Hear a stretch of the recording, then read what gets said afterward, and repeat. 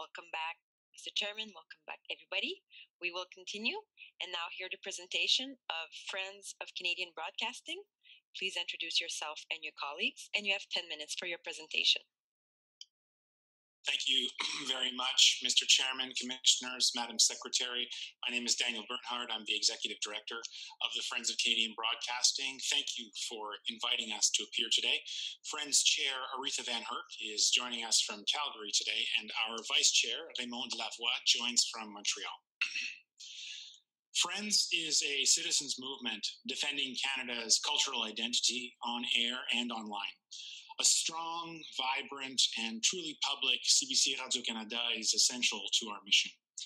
Our work is financed exclusively by donations from individual Canadians, many of whom wrote to you in early 2020 about why the CBC is so important to Canada's decent, democratic society. Yet the CBC they love and trust is disappearing, in part because of chronic underfunding, but also because of management decisions that undermine the CBC's public service orientation. Our intervention boils down to a single plea. Please do whatever it takes to keep the CBC from abandoning its public purpose. A truly public CBC Radio-Canada would be fundamentally non-commercial. A truly public CBC Radio-Canada would feature more news and more local news on all platforms. A truly public CBC Radio-Canada would produce distinctively and unashamedly Canadian programming, reflecting our society in all its complexity, while challenging us to build a better Canada. And finally, a truly public CBC Radio-Canada would always be transparent. You have the power to preserve CBC Radio-Canada as a vital public institution while helping it to improve and evolve. Please use it. Oversight is essential because this CBC management group has repeatedly demonstrated that it does not fully respect the public service part of public service media. Let's start with advertising. In her first days as president, Ms. Tate said, quote, "We would love to be ad-free."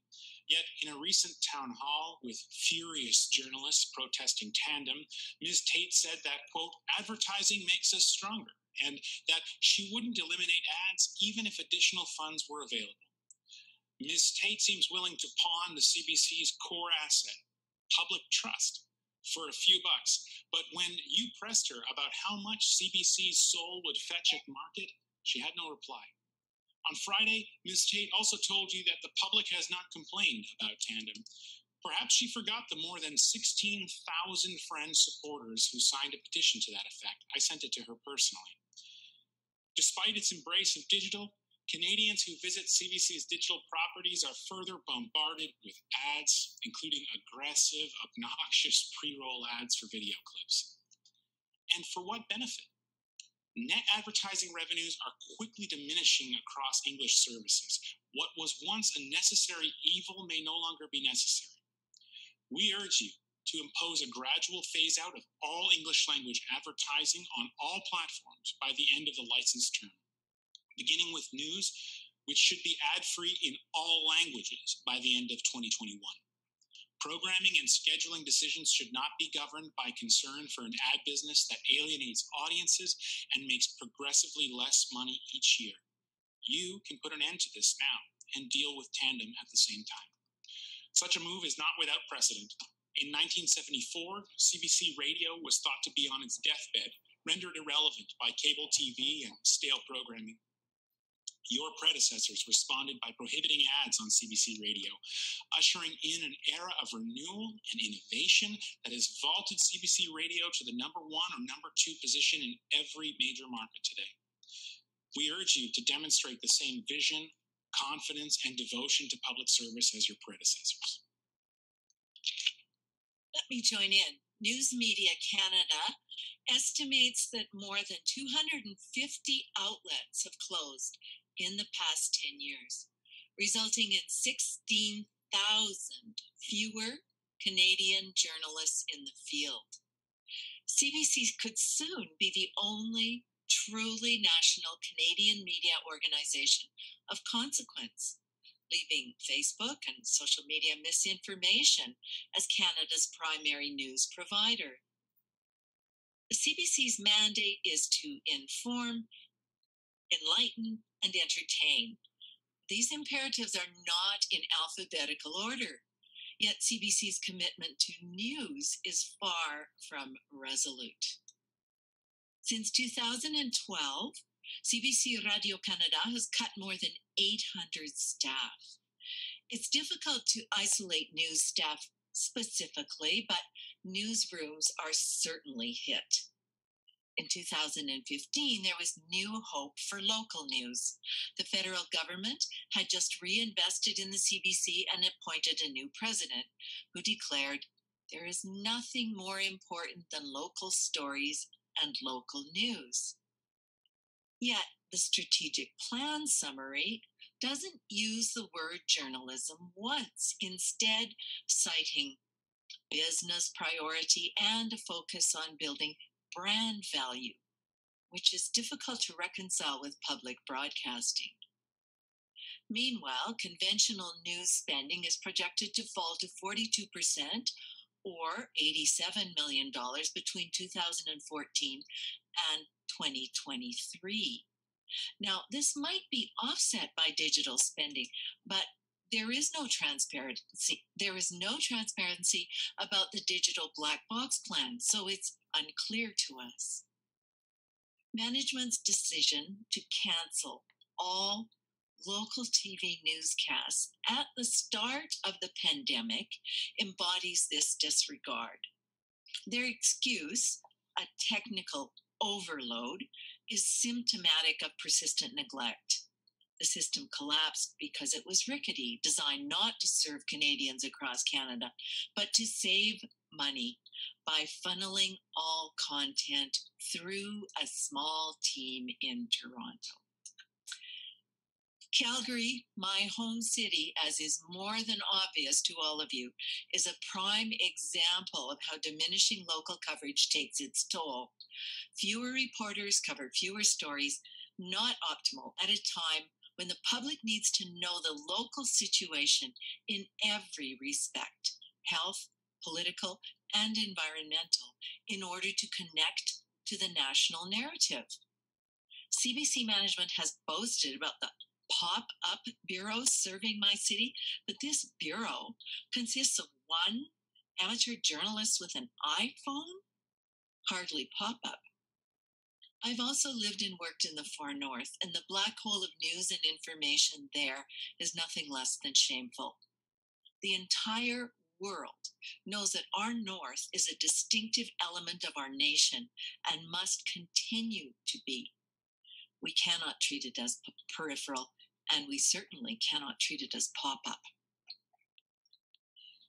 Depuis que la télé de Radio-Canada since CBC TV appeared in our lives in 52, 53, its original programming helped us to define us and to tell us who we are as citizens and as communities.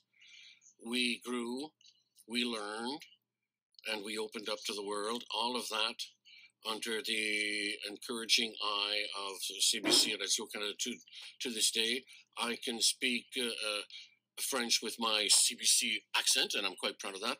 But CBC at Radio-Canada, since its very early days of La Famille Plouffe and Hockey Night in Canada, and now it's District 31 and the other well-loved shows, and also has the best news in the world, according to the public opinion, apparently. These shows, programs are always an intimate part of our life and contribute, again today, to the distinct and unique aspect of Canadian francophonie. I believe that CBC had a similar effect, perhaps somewhat less pronounced, with its English language programming elsewhere in Canada, despite the fact that it was threatened and even aggressed, one could say, or assaulted by the culture of our southern neighbors, and without having the protection of a different language. CBC Radio-Canada is recognized for its leadership in terms of production and programming, which is typically and mainly Canadian. We recommend that the Commission examine the precedents established by the United Kingdom, Germany, and France that might inspire us to elaborate a reference framework, a comparable one here, but adapted to us. This distinct character that we're talking about brings a double advantage. It helps define us and therefore pull us together, and also to export our cultural products abroad. Some examples of that: productions such as Anne with an E or Un gars, une fille in French show that international audiences are ready to listen to Canadian content and pay for it. A new accent on Canadian, distinct Canadian programming could help CBC Radio-Canada, particularly English TV, to cut out for itself a more important place in the media universe, as we saw it with English radio and for French language generally. Like all the citizens that trust us, friends of CBC that we are, to bring forth their message, we wish to see CBC Radio-Canada continuing to tell us our own distinctive stories, our unique stories with passion and determination. I would like to remind, in closing, us of the signature of CBC's current campaign. There is no public broadcaster without the public. Radio-Canada, that goes through you. A little short on time, but I have a point and a quarter just to add in closing, if that's all right. A note on transparency first. CBC management wants lighter obligations in exchange for new expectations to produce more programming online. Yet they also maintain that you have no business directing their online activities. Last week, Ms. Tate asked you not to, quote, tether the CBC to the past, yet her team insists on retaining the regulation of the past for a shrinking part of its work, and no regulation at all for the part that is growing, now up to $300 million per year and counting. This proposal should be summarily dismissed. The Commission's very authority is at stake. Now, let me be clear. We support the CBC's desire to do more in digital. By imposing cross-platform expenditure obligations, the CRTC can create a flexible but no less rigorous regulatory framework that supports CBC's modernization while binding it to uphold its public purpose. One final comment in closing. We wish to revise our recommendation for a 5-year license term. The corporation has asked for a bridge to the future, but it need not be the Confederation Bridge. They have disclosed 3 years of financials, but refused to disclose updated projections, taking COVID-induced changes into account. They propose to hide some $300 million of activity behind the digital media exemption order, which won't likely exist in 5 years. And they reject adequate expenditure-based oversight that applies to almost every other broadcaster in the country. This CBC management group, in particular, merits a shorter leash, and so we recommend a 3-year renewal term. The Broadcasting Act wisely insulates the CBC from political direction. It therefore falls to you, and only to you, to ensure that the CBC returns to its focus on public service. Canadians are counting on you. Please don't let us down. We'll take your questions now. Thank you very much for your time. Thank you. Merci pour la présentation. Thank you for your presentation. Thank you for your presentation. Questions for you, if I may. I'd like to start, if I could, just with a bit of a clarification, make sure that I do properly understand your proposal. You just mentioned in your opening remarks, and it's very clearly stated in your submission, that you support the CBC's desire to do more in digital.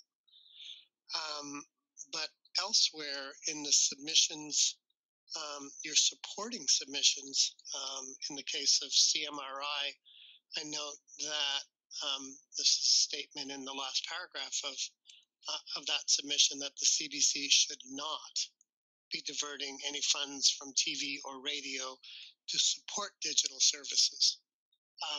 Obviously, you do not support advertising, an advertising advertising-based revenues, pardon me, for the CBC. And you've also lastly noted in a couple of places in your submissions that a decrease in the CBC's budget is possible in the future. So I just ask you if you could help me square the circle there to understand how those go together. How does one grow the digital platform without advertising revenue, without taking any funds from linear, and without additional funding? Thank you for your question, Mr. Chair.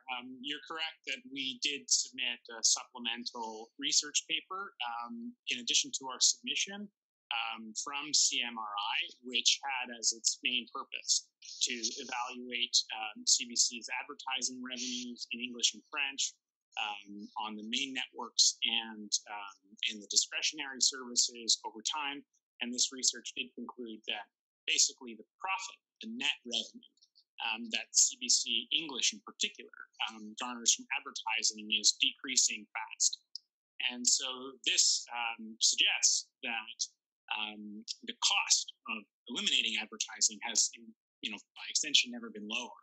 So that's one of the main lessons from that report. Now, the author of the report obviously had some other personal opinions about linear and digital, which are included in the report, which we convey to you as is written.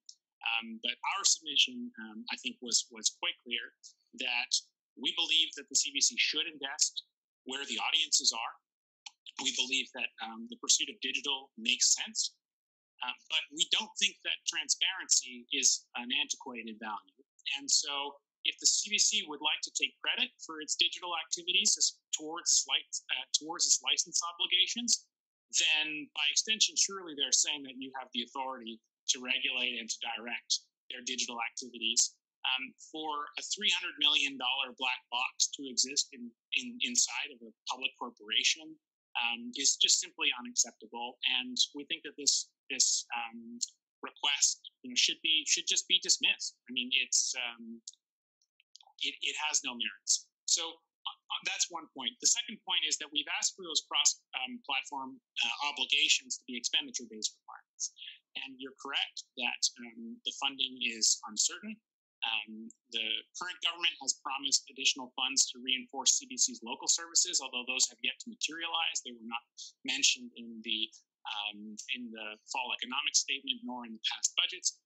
And the official opposition has promised to basically cut off CBC English services entirely. So you're correct to say that the funding future is uncertain. And this is why we believe that a shift to expenditure-based requirements is appropriate, because advertising revenues as they stand are uncertain and declining, and the parliamentary appropriation is unstable. And so we think that for the CBC to be able to innovate, modernize, but also change and accommodate fluctuations in revenue, that expenditure requirements are more appropriate. So hopefully that circles the circle in response to your question. Thank you. And I think that was a very broad response, and you've touched on a couple of areas I'll come back to. But if I could just pick up on the last point, it helped me understand a bit better. In the face of possible budget reductions, how does a focus on expenditures rather than exhibition as a metric, why is it better? Well, especially when it comes to digital, as we know, you don't have to fill a whole broadcast day with digital. And as CBC management in their presentations last week very astutely pointed out, the cost of production is growing rapidly. And so the cost of producing a quality series, especially in the dramatic realm, is going up to, I think it's over 2 million, 2.5 million potentially per hour now. And so having a hit show on digital could mean fewer shows in some cases, as opposed to the number of hours that you need to fill in a broadcast day because of the on-demand nature.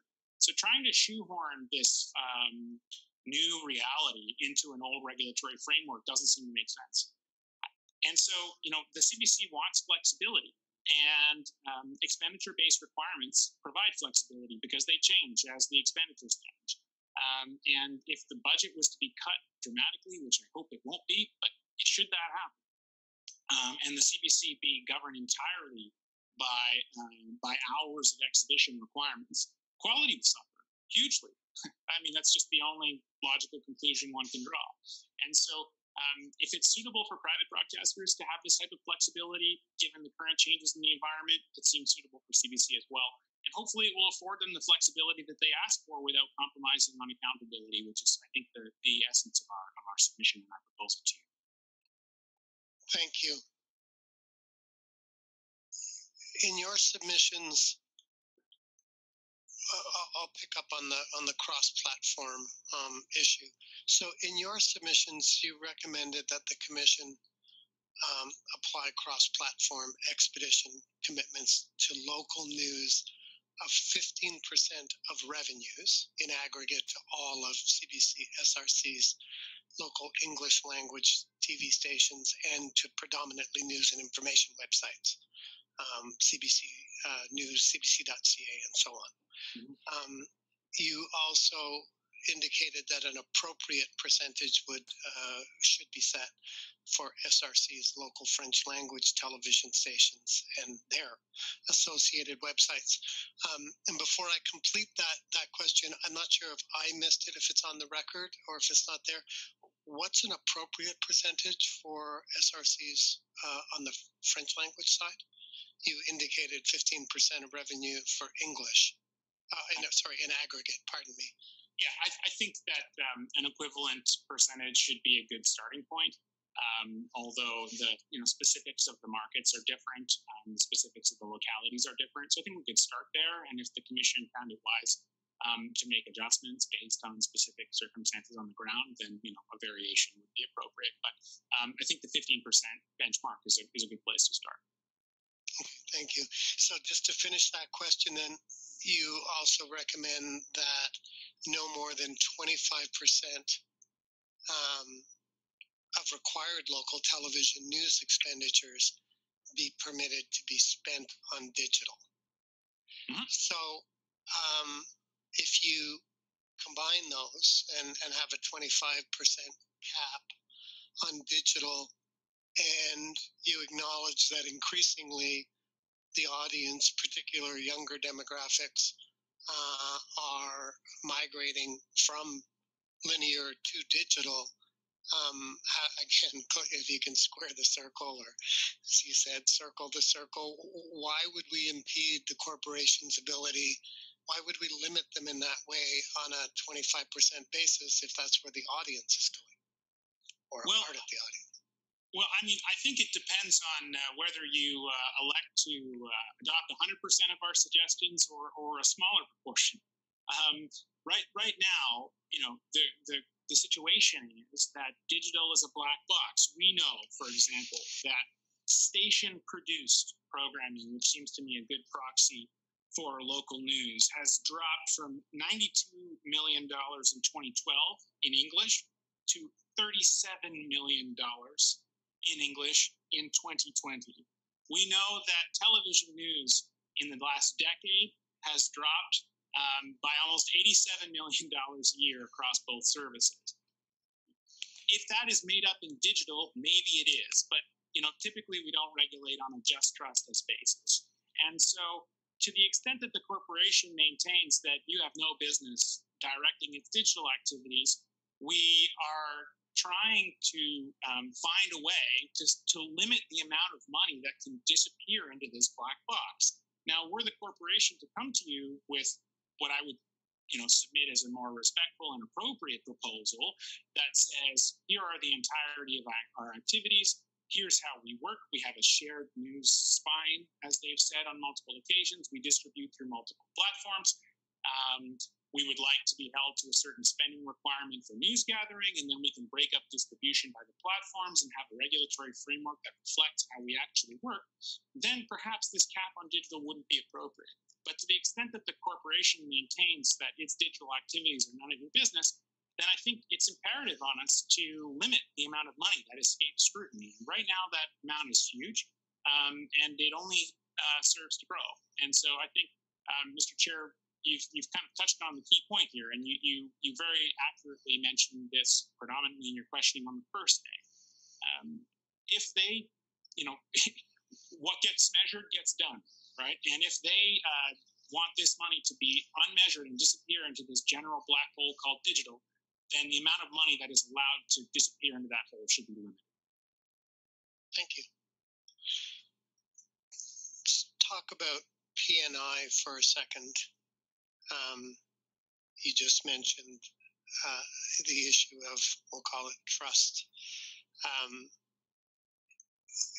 We've noted, and if you were following the proceeding last week, you would have heard reference to the fact that the corporation has consistently exceeded its requirements with regard to the exhibition of P&I each week over the course of the license term. So maybe just to start, to get clear about your position, do you accept or do you believe that the corporation has been successful in supporting the creation and acquisition of P&I productions through the existing exhibition requirements? I think in general, yes, and I'd like to ask Raymond for her opinion as well. But I would start by just pointing out that exceeding or meeting requirements does not seem to me to logically justify removing or reducing those requirements. Like, I haven't killed anybody today. That doesn't mean that we should, eliminate the prohibition on murder. Just because you follow the rules doesn't mean that the rules have no place. And so, for the CBC to say that their obligations to P&I should be in part replaced by expectations, or I believe what Ms. Tate called aspirations, because they have previously exceeded their expectations, doesn't seem to make sense to me. If they've exceeded their expectations in the past, then presumably they could reduce the amount of P&I under the existing expectations and still be in agreement with their license. So the desire to reduce those even further is suspicious, and it makes us wonder, what they have in store. Raymond, I'm not sure if perhaps you could talk a little bit about the impact of CBC's original programming in French, especially, and why it's important that it stays strong and stay present in large quantity. Well, this answer is really qualitative and in the realm of intangible.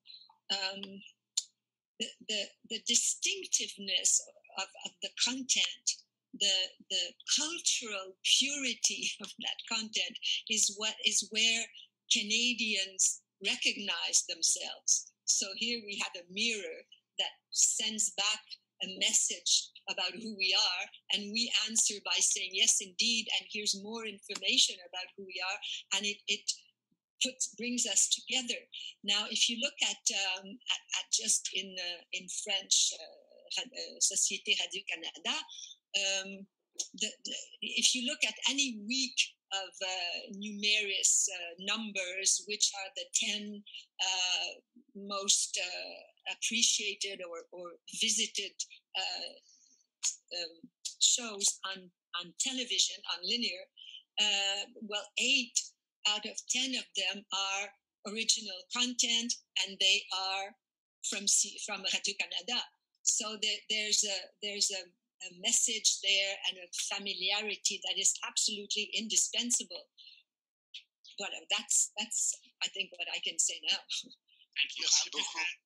I would just add one more. Thank you very much. Which is that harnessing change, the great report and an example of how to release information digitally and in a compelling way, had one graph that really struck me, which is that English Canadians watch less domestic television than people in any other, in 17 other developed countries, including English-speaking countries that have access to American content in the same measure as we do.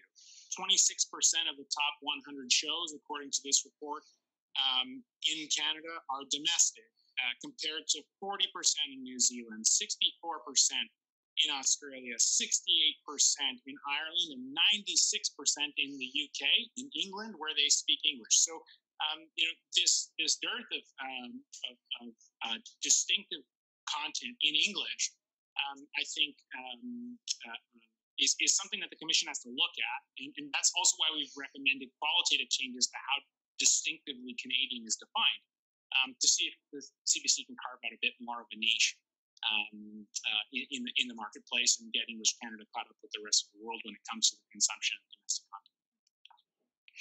Thank you. No, there is no doubt that of the impact, we'll just say, of Hollywood and residing in close proximity to the world's largest producer and most dominant producer of cultural content. Just picking up on that notion of I guess, relevance or importance of the programming. So the CBC files P&I reports and fills out all the requisite logs and so on in order to prove to us or for its assessment that it is indeed meeting its conditions of license both on its English and French stations. But that doesn't necessarily help us with respect to the relevance of the programming. So I wonder if you could comment on how we ensure that P&I programming offered on traditional stations is indeed relevant to Canadians and meets their needs. Absolutely. So I think part of this ties in. It's a two-part answer, and I'll take a tangent first, if you'll permit me, Mr. Chair, and then come back and answer your question more squarely. CBC content is perhaps CBC's best distribution channel is not just digital, but I would submit it's actually Netflix, where people can watch this content without ads. And we know that Kim's Convenience, Working Moms, Schitt's Creek, etc. have all been huge hits on Netflix. In fact, when Netflix canceled Anne with an E, over 1.5 million people around the world signed a petition calling for that show to be reinstated. So the demand for this programming, I think, is actually pretty significant. It's one area where I think the CBC does very well. What seems to be the case is that nobody wants to watch it with ads on TV or ads on GEM, or pay even more as a subscription fee for the ad-free version of GEM. So I think in that sense, the content does hit the mark. Now, we have proposed that the definition of distinctively Canadian in the Act be clarified, that you clarify this to include not just economic considerations about who owns the show and who made it, but also substantive considerations. What is it? Is it about Canada? Does it reflect Canadian experiences or the experiences of Canadians abroad? The UK has a Britishness test, which they apply for their tax credits. The Germans and the French likewise. And as I mentioned, 96% of television consumption in the UK is domestic. So this seems to be a hit with audiences. That relevance is something that the private broadcasters don't seem to be offering in as great supply because they don't have the parliamentary appropriation to help them do that. We see through the numerous logs that the top 10 shows in any given week are almost always either newscasts or private broadcasters retransmitting something from CBS or ABC or from other show from the United States. And so CBC content is popular, but it's not consumed on linear television where there's ads. People seem to want it ad-free. And it seems to be popular not in spite of the fact that it is distinctively Canadian in substance, but because of the fact that it is distinctively Canadian in substance. And so adding that clarification would prevent a future lapse. It doesn't fix a current problem. I think the CBC excels in that department right now. Thank you.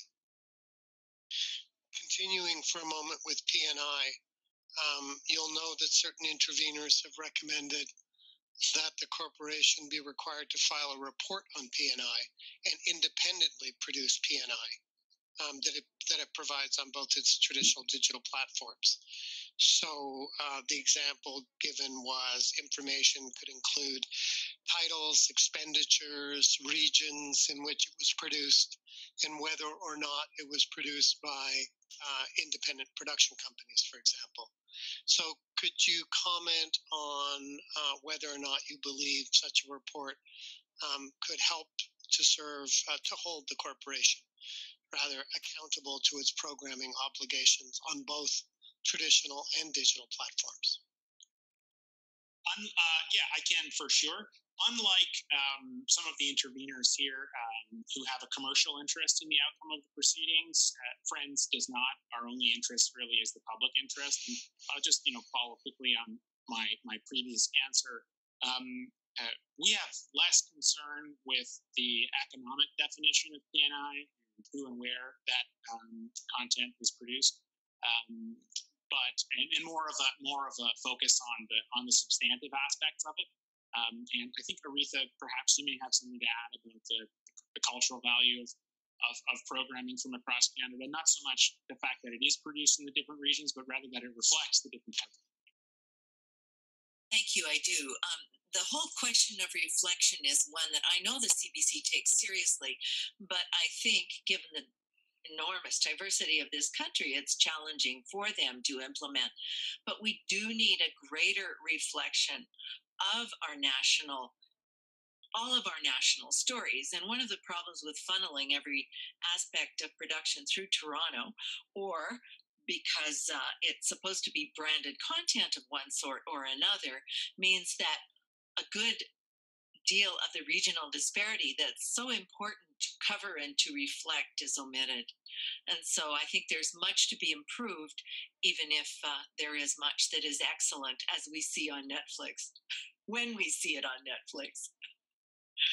Just to understand, are you referring to news now, or are you referring to PNI? I'm actually referring to both. I mean, the news in the regions, frankly, the news in Calgary is abominable. The television local news is a half an hour, which gives it presumably 7 minutes for Calgary, 7 minutes for Edmonton, 7 minutes for the rest of Alberta, and most of the stories are actually out of Toronto. So that does not reflect our image at all. In many ways, it simply glosses over it, and it may be one of the reasons why we have so much regional discontent. Not that I am a part of that regional discontent.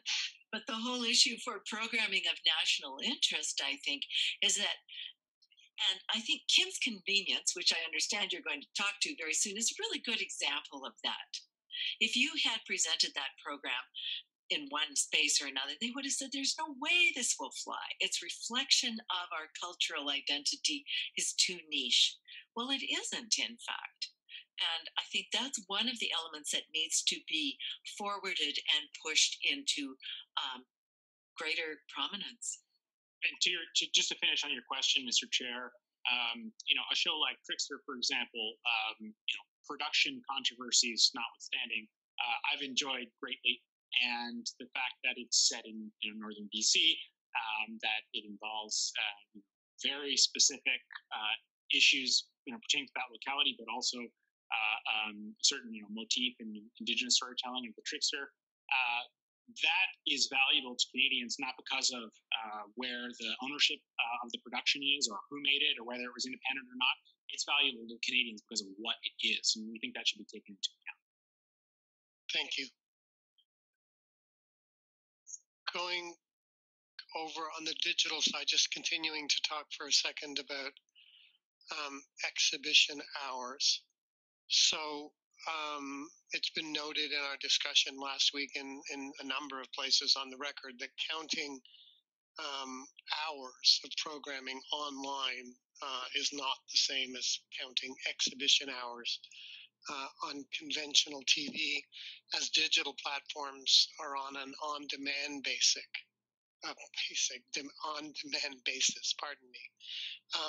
So on-demand service requirements are typically counted as a percentage of titles rather than hours.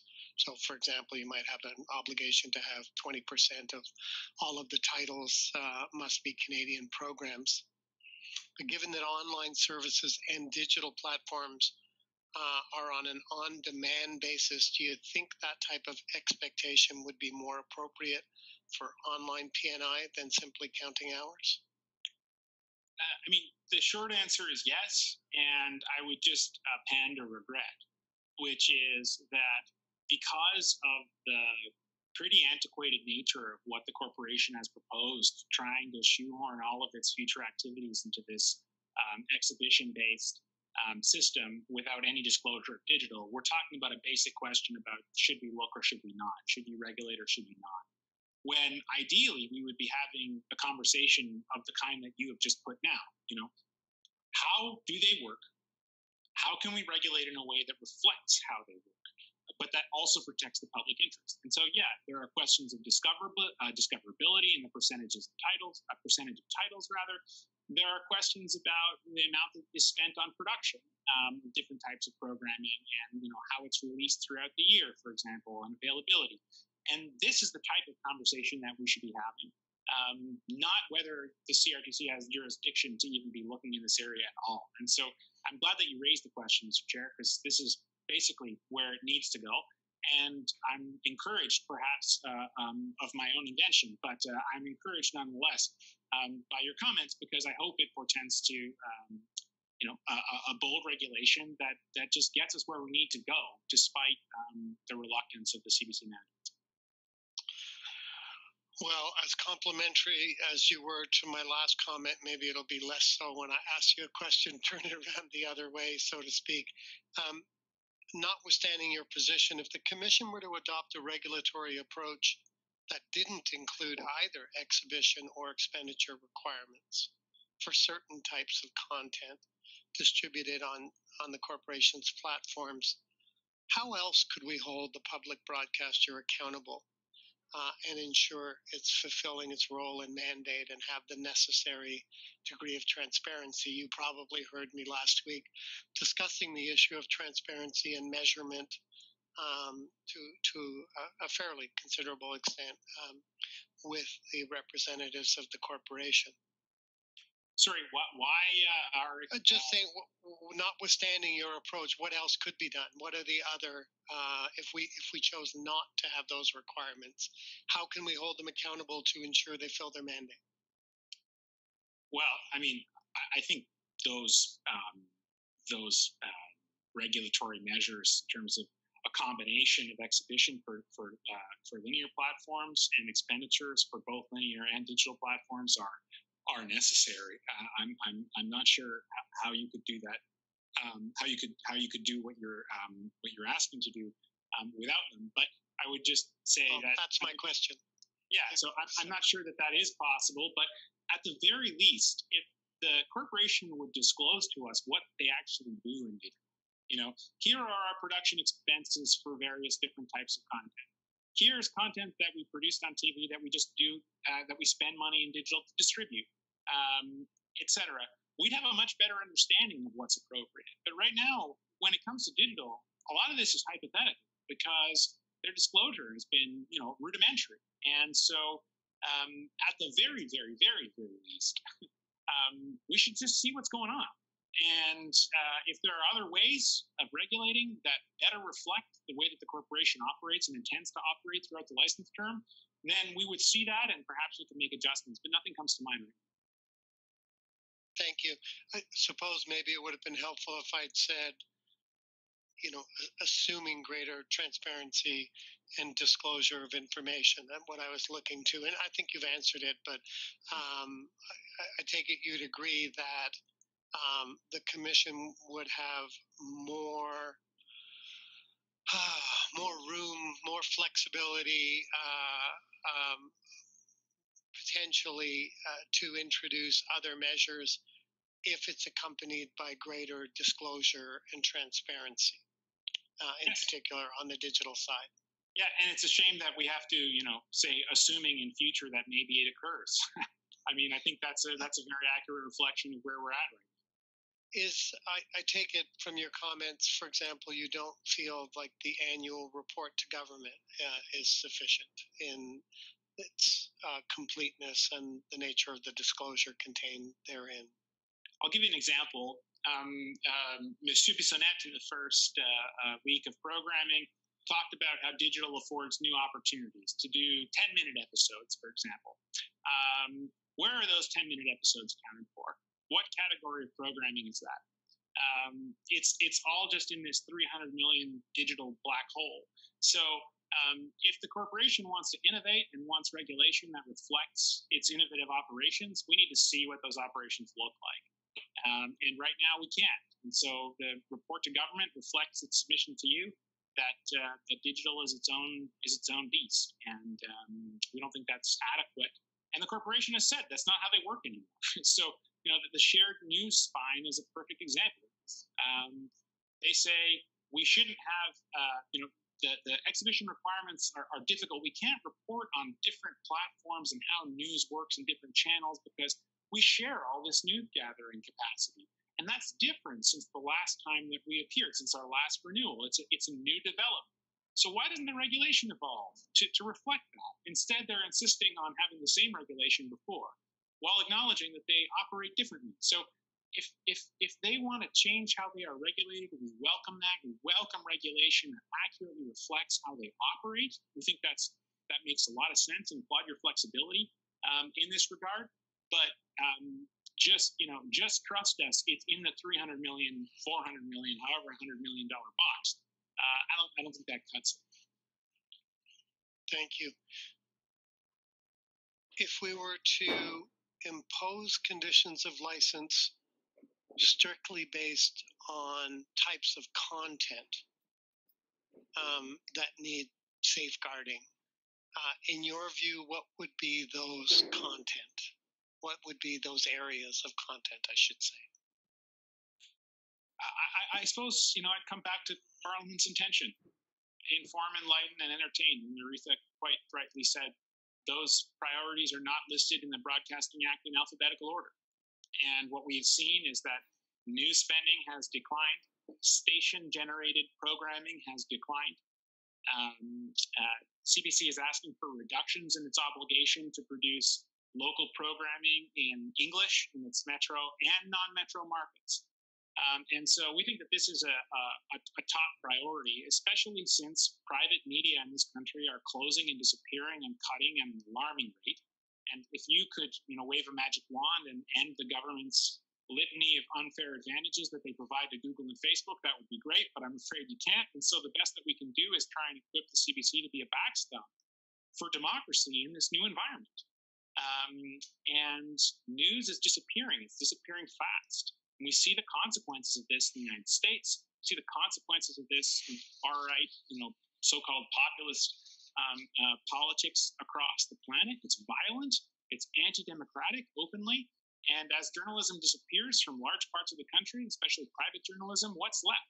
And so ensuring that the CBC not only maintains, but vastly increases, I think, its expenditures on news and especially local news, that's one thing that you can do to stand up for Canadian democracy, which is really, I think, under pressure.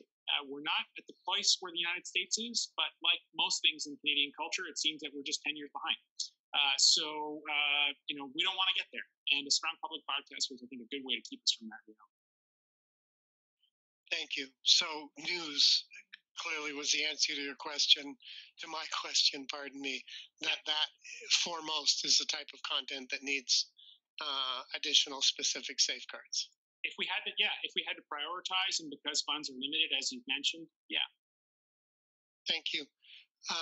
Those were all of my questions. I should just look at my colleagues to see if they have any additional questions.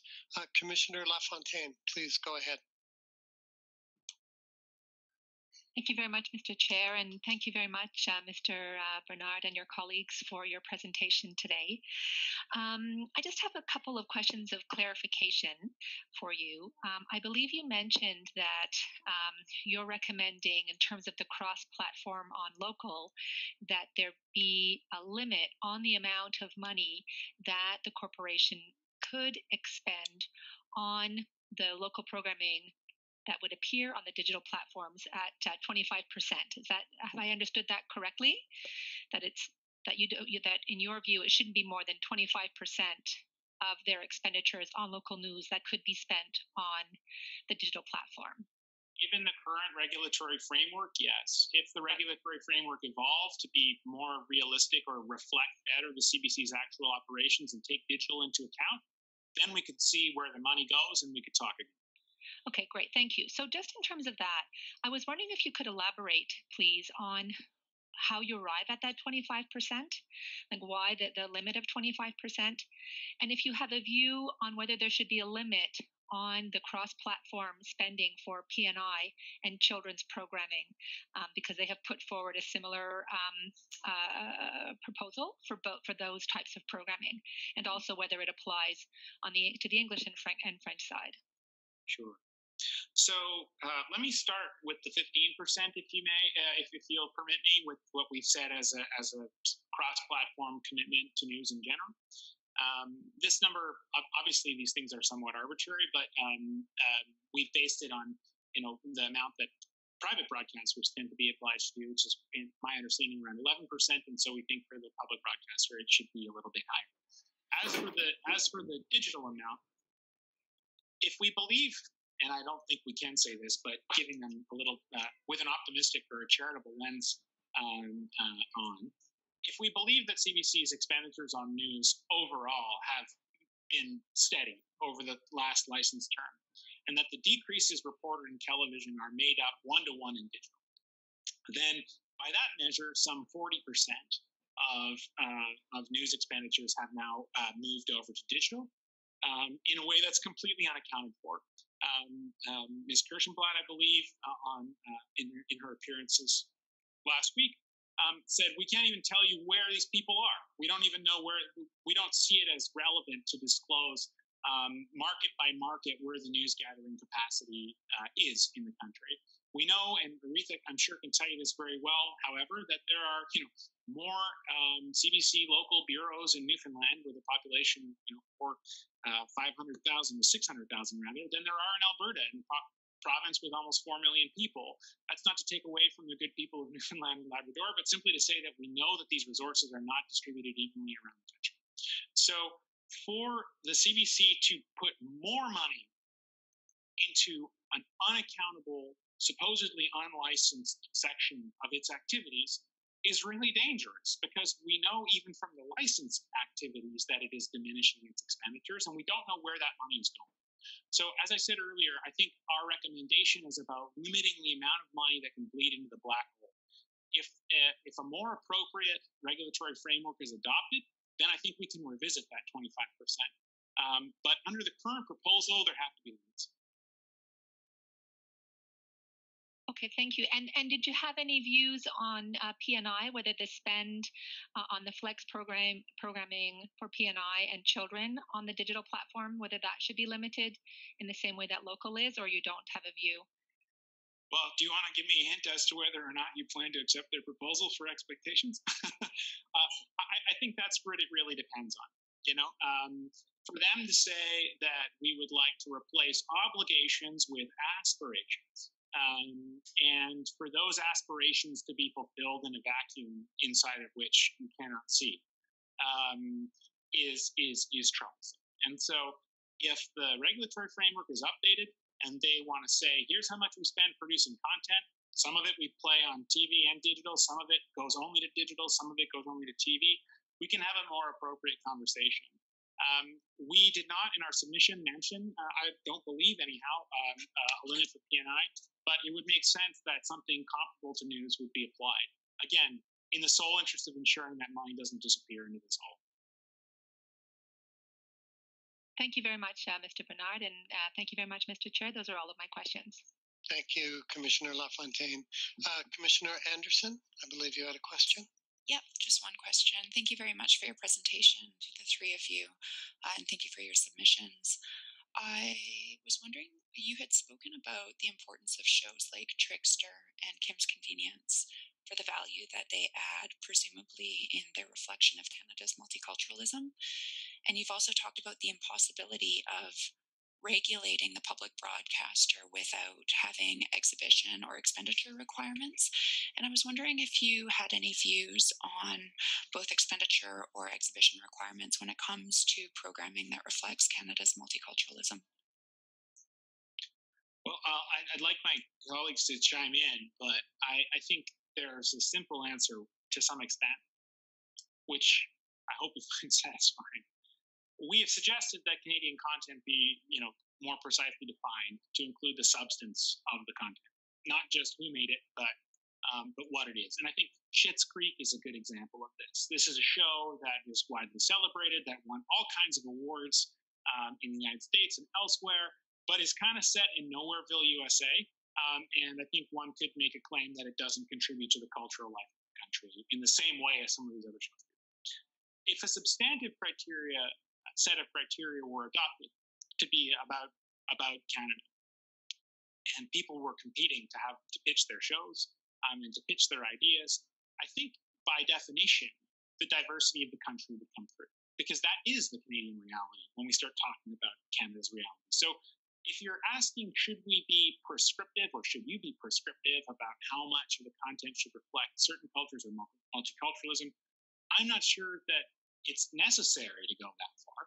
I think if distinctively Canadian is defined as having substantive value, not just ownership value, I think you'll get that anyway. And you may get that in ways that you don't even expect and haven't predicted. And it's one of the kind of benefits of lighter regulation in some ways, is that you leave a little bit of opening for creativity to enter in. So I think by default, you would get that if substantive criteria were taken into account. But Raymond and Aretha may have their own views, and so I'd like to see if they'd like to offer them to us today. Exactly. Thank you. Because if the measurement is only the ownership or the production instead of the content, you actually decrease the capacity for diversity. Whereas if you are interested in both covering all of the different regions, covering all of the different aspects of Canada, you would inevitably, I think, reach that diversity. I guess one of the questions that this current CBC is asking, it says taking our stories to heart. But our question is, are our stories taken to heart? And if we present them in all their variety and distinctiveness, then I believe that the diversity, the multiculturalism will be reflected as part of the work that is available to Canadians. And I would just, sorry, Raymond, did you have something to add? Just to relate back to the lady from Acadia who was speaking a bit earlier, she felt a bit, and I presume they feel a bit abandoned, because they have two events in the whole year that are covered by Radio-Canada, the August 15th and another one, and they feel abandoned, they feel orphaned. So that's the kind of P&I suppose, that we're looking for. It's what is really identity of all the smaller groups, of all the groups that belong to Canada. That's what I have to say. And I would just add very quickly that I think, I talked about the importance of news to democracy, but I think P&I is also very important to democracy. Things like, bringing a gun to a kindergarten, for example, as a political norm, which exists in large parts of the United States, that's a cultural norm about what's okay. English Canada, I think, has a unfortunately very poor definition of culture. People think of it often too much as like the opera or the ballet or something like that, whereas in Francophone Canada, la culture has a much more broad definition. It's much more comprehensive. Democracy, decency, multiculturalism, civility, these are cultural norms, and the way that we learn about what's normal, what's okay, what's good, what's bad, whose pain to feel, what to sympathize, these are areas, these are values informed by fiction largely. And so P&I that is distinctively Canadian in both ownership and substance, I think has an additional aspect to it, which reverberates into our political culture. And I think events around the world have shown us that we should not take that political culture for granted. And so this is one of the ways that the Commission can uphold and support Canada's integral democratic values by ensuring that this programming not only reflects our society, but challenges our society to make sure that we get better. It's one of the main tools for doing so is mass media and entertainment programming in particular. Thank you. Thank you. Madame Simard. Merci beaucoup, Monsieur. Madame Simard. Thank you, Mr. President. I have but one question. And my question refers to your proposal or recommendation in your submission concerning thresholds for local programming and PNIs, programs of national interest. And I understand that the current thresholds remain. On the other hand, I would like to hear you speak on your position on those actual thresholds and the efficiency to satisfy the different objectives, be it for local programming and for production of programs of national interest, PNIs. Well, first off, I can say that these obligations to have a minimum amount of local programming, but it's not news, of non-news local programming. It takes time for a category of broadcasting technology be around. We have to protect those rules, to protect those broadcasting technologies. But with regard to the other numbers, for example, programming generated by local stations, well, we don't have that. But what we do have is shows that they're down much more on the English side than the French side, where they were even in 2012. So it's a different reality there.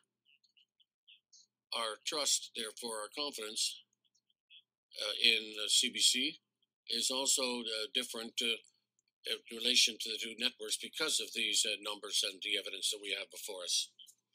But we also have to recognize where resources are and how many newspaper journalists are available in each station or office, bureau. How much money is being spent in each region and in each bureau. Having one person in a city is not the same thing as having a dozen people or more. So the number of journalists present, not just the number of stations, is also important. And how much is spent. That would be a measure to approximate the level of investment in each market or in each region of the country. Therefore, how many hours are necessary are available to the public? Well, that's important. But at CBC Radio Canada, talked about their news spine, which is shared throughout all the platforms and everything. So where are these resources physically that are collecting the news, that are out looking for news and stories, and that report on them? Where are they? And the obligations to invest would be a better way of accompanying. Just thank you very much, Mr. Bernard. Thank you to the colleague as well. Merci. Thank you. Thank you, Mr. Bernhardt. Ms. Van Herk, Madame Lavoie, merci beaucoup pour votre présentation. Thank you very much for your presentation.